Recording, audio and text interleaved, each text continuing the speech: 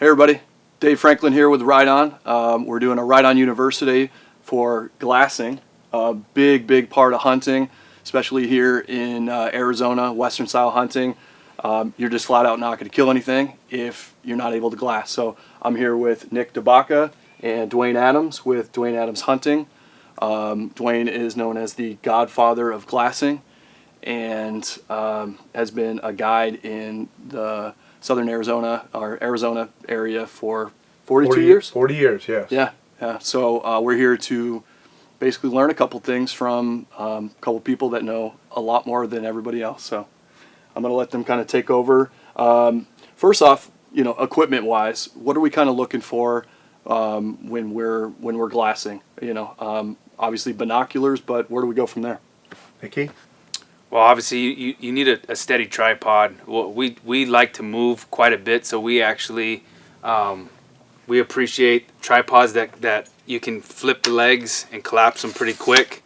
That gives us the ability to stand up in glass, because a lot of times we're getting out of the truck or we're walking to a spot and you have that crucial first 2 hours of light that you want to get your equipment up, get to glassing, and find what you need to find. And it's that simple. I mean, what Nick just said is important. If you have the screw legs and you have to screw them up and down and do that several times, it takes critical time away. And at that time, you're trying to catch those deer while they're moving. So the faster you can get that tripod up, the faster you're going to find deer. You bet. Good. All right, tripod, check. Power binoculars. We have a 10x42, which is good, out to a certain range. Is there any other binoculars that you recommend? 15 power. Gotcha.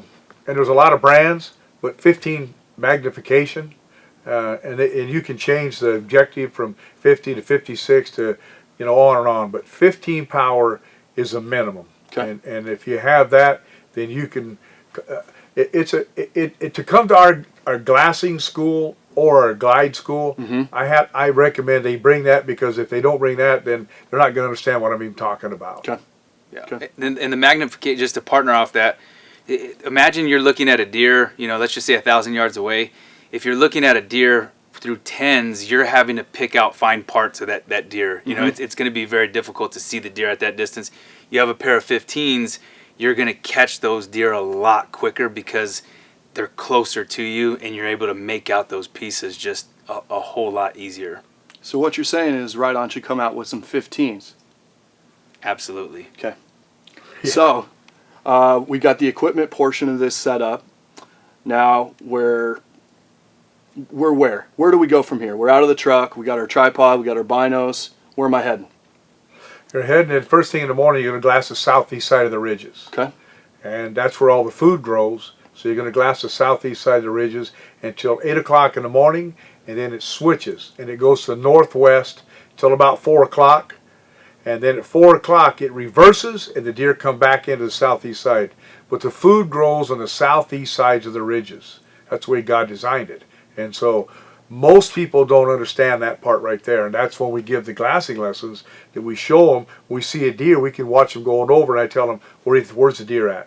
And I say, it's on the southeast side. It's going to the northwest now.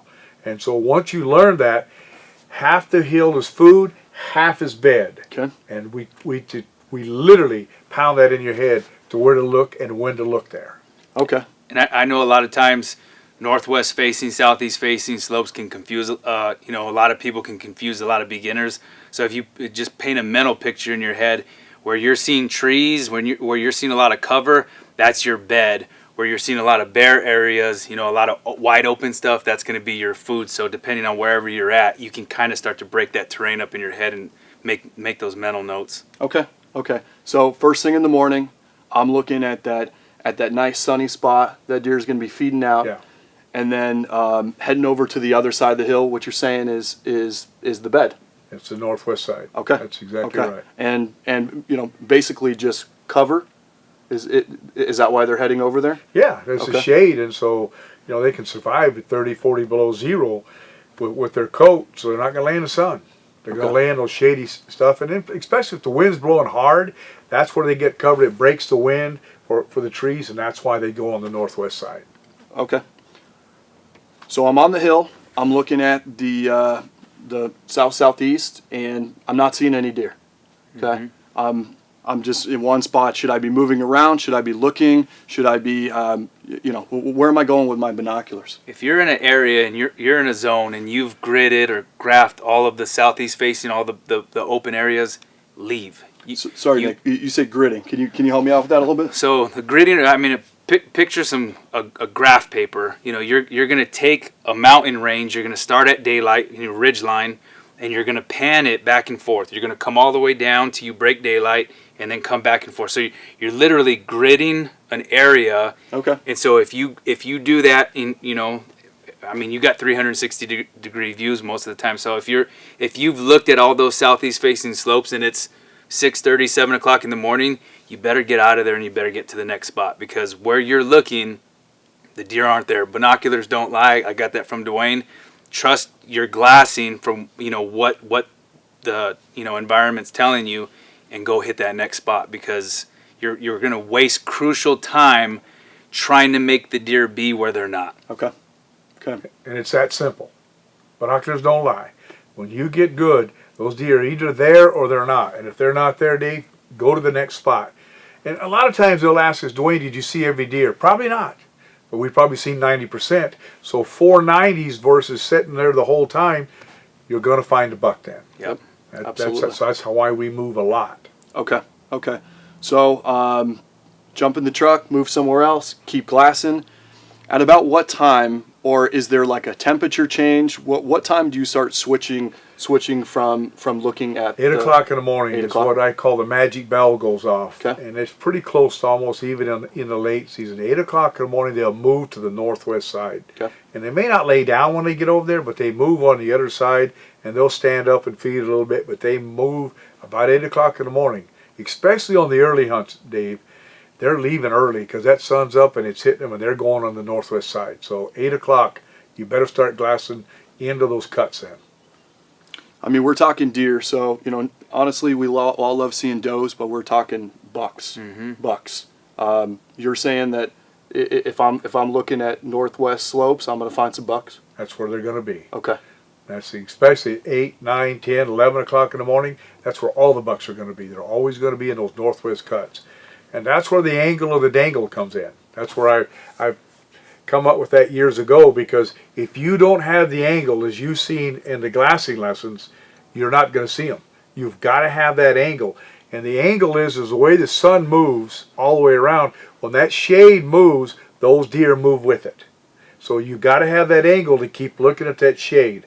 Not if you're just seeing sun on the trees and the shade's on that side, the deer are on that side. You've got to move with the shade. So you got to get that angle.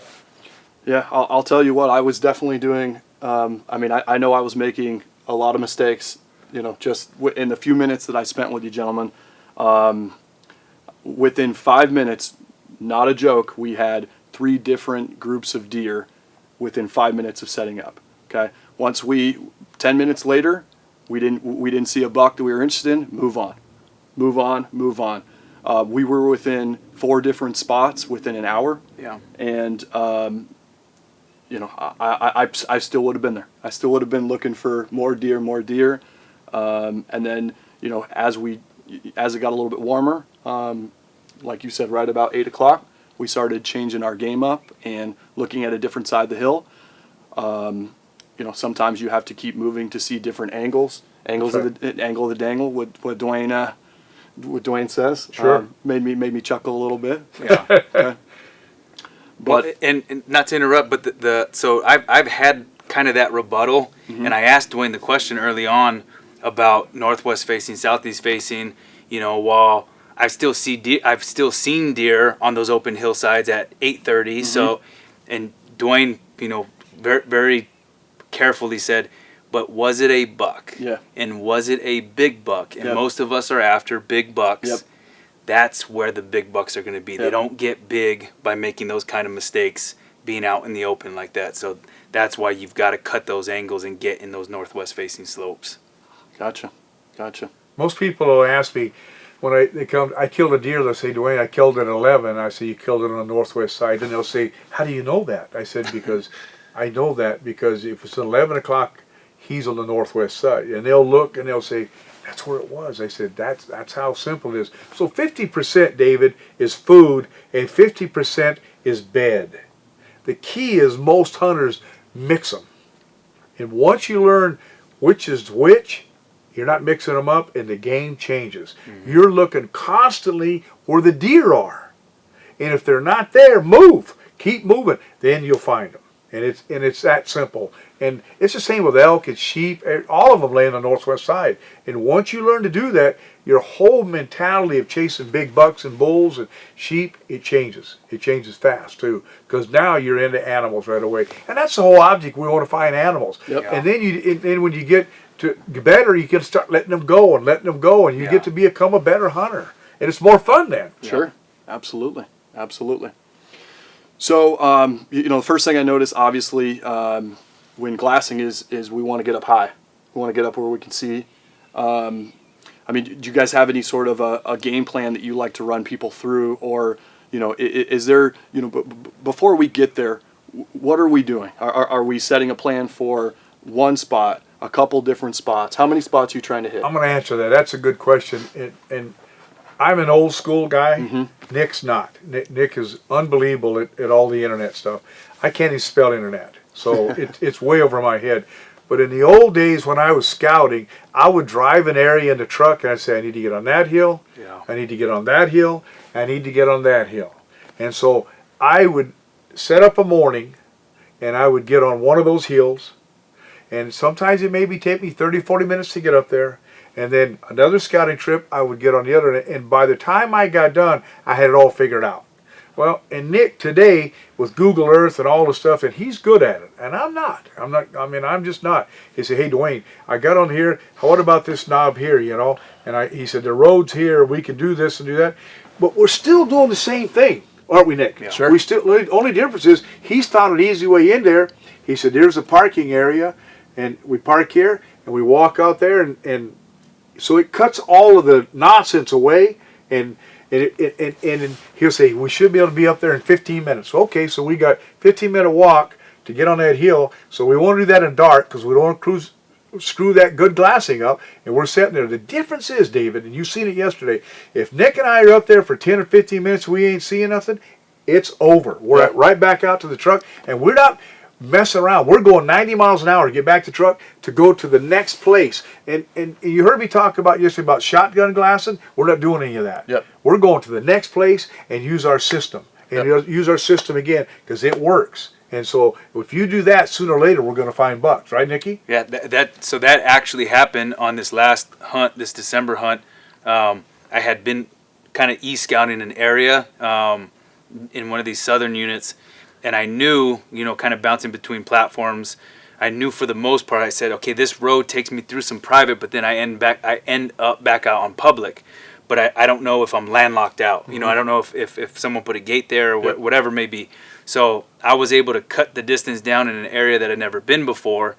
But the difference was it was in the middle of the day, and I knew already where I needed to get to once I got out there, was able to take, what Dwayne had taught me, learning from his, methodology, got out there, got up, put the glass up right underneath the rock bluff, about 100-inch buck, just standing there. So then we worked over, did what we needed to do, and killed that deer. But learning from what he's talking about, one of the guides that I trained under when it came to glassing, he said, look, Nick, by the time you're done, I can blindfold you, drop you off in a helicopter, and you'll know what to do. And that's really when it boils down to the glassing. If you know what to do and you're looking where the deer are, you have that much more confidence to leave and go find that right deer, and it does become a whole lot more fun. And I'm sure, with the crew that we did yesterday as far as glassing lessons, it's fun finding animals. Absolutely. It's not fun when you're not. Absolutely. It's no fun if you're not. And I tell you, people all the time, taking your kids, your wife, you can go out, do all that glassing, and you're not hurting them. And you can let them look through the binoculars. Like I showed you, I got all 7 grandsons, and they're from 3 years old up to almost 9. We bought them binoculars. They can sit right there. They don't have to look and get bored. When I see a deer, I'll put them on it, and they'll sit and look at that deer for 30 minutes because it's in their binoculars. So, but they haven't developed the ability to find those, but they're watching all that stuff. So next thing you know, you start connecting the dots. Sure. And that's how you get good. Sure. That's how you get good. Sure. You know, we're talking Arizona, southern Arizona more specifically, but I've heard that if you can glass here and glass coos deer, that'll make you a better hunter everywhere in the United States. Coos deer is the toughest deer to glass there is in the United States, by far. And I get that at a lot of outfitters and good hunters that come to hunt here. And the difference is when you hunt big mule deer, they're 200 pounds. They're big rack. They got a big white butt. And it goes on with elk. Elk are big and yellow. They're easy to see. And you can go on and on and on with that stuff. These coos deer are the toughest. And once you learn how to hunt these, and I tell people all the time, if you figure these things out, the rest of them are a joke. Yeah. They're literally, I left here after hunting these coos deer all my life and went to the Kaibab. And I went into Kaibab at 2 years and it became easy because it's the same scenario. The only difference is a 200-inch deer walks out instead of a 90-inch deer. Mm-hmm. And so I just start connecting the dots. So it's the same. It works anywhere. Perfect. Well, I think that's a great, you know, general glassing intro, and you know, we're going to chat a little bit more with you folks moving forward. But can either one of you let them know where to find you guys? Take this glassing course. We took it. I'm telling you, we saw 50 deer, no joke, within the first hour of glassing. So, you know, moving from point to point. If it's not there, move on. It was a completely different method of what I was used to. We saw so many deer. Yeah. So please let them know where to find it. Nick, he's a master at this. Yeah. So you can find us at DwaneAdamsHunting.com. Dwayne Adams Hunting on Facebook or Instagram, and it's DUWANE Adams Hunting. But yeah, we really do enjoy just teaching people how to get to either that next level or taking a beginner and just, you know, you're having more fun when you're out there and you know you have an idea of what to do and how to find animals. Awesome. Well, gentlemen, thank you. You bet. I learned so much yesterday. Hopefully we can get out again and do it again. God bless everybody. Thank you so much.